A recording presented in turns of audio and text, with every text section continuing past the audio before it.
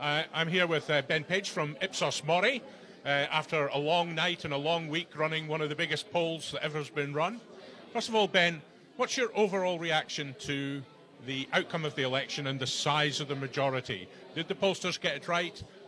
The pollsters accurately predicted the vote share, which is what is expected of them in the run-up to the general election. And of course, then we move on to the seat share, which the exit poll was supposed to produce, and it did it perfectly, as in previous elections. So polling is feeling reasonably satisfied of itself at the moment. I was fascinated by the way you were also seemed to be able, or the television was seemed to be able to predict individual constituencies from the work that you were doing, or was that them just guessing?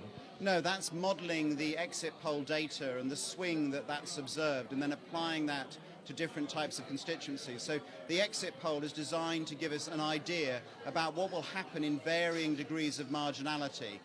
It's the great advantage the exit poll has over models that are produced before the election is that it's based on real events at real polling stations where we know what happened last time and the change we're measuring is real, and that is ultimately the secret there.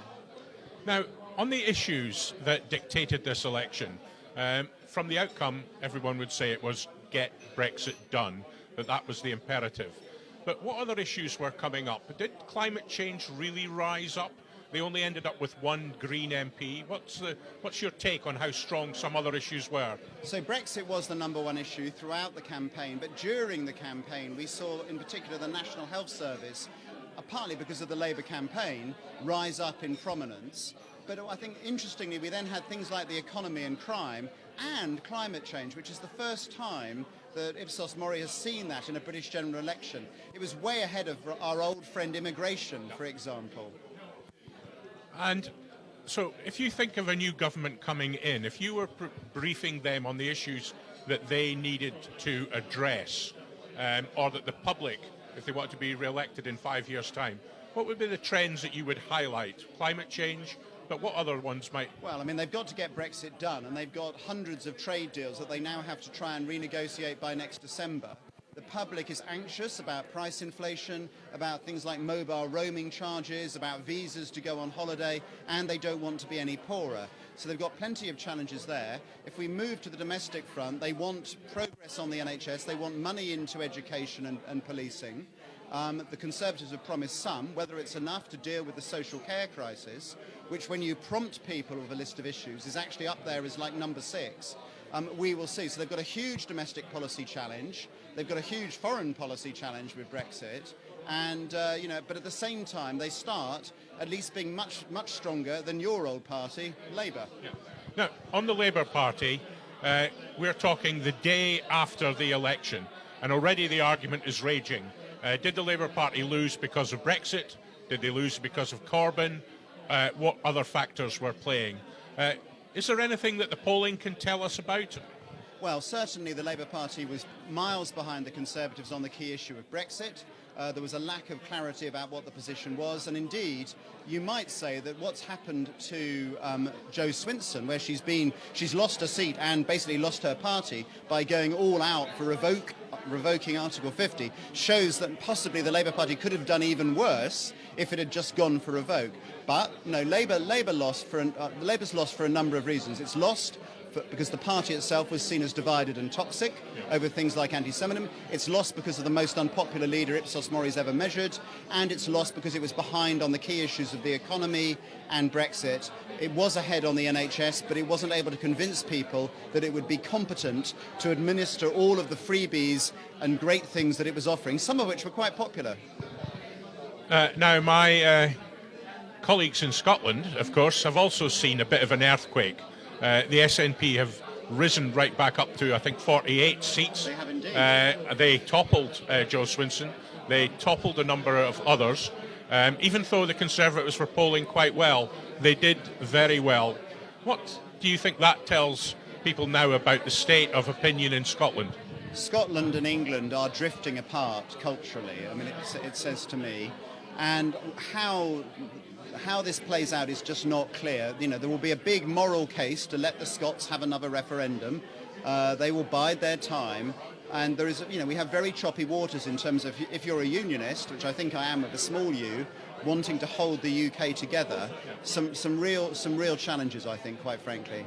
Now, one part of the election that has probably been overlooked by most people is Northern Ireland, where strange alliances and tactical voting seems to have worked in a number of areas.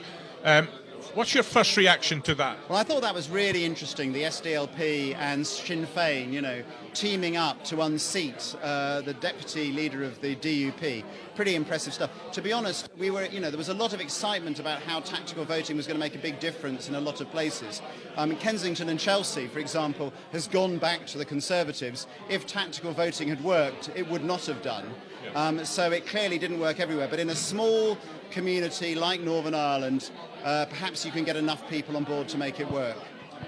And in Northern Ireland, is there any signs of generational shifts in attitudes, or is it still very entrenched? It is still very entrenched, but I think Northern Ireland is becoming more like the rest of the UK in terms of liberal social values. Abortion has just been allowed, gay marriage has finally sort of been allowed, and the DUP are not representative of modern Northern Ireland.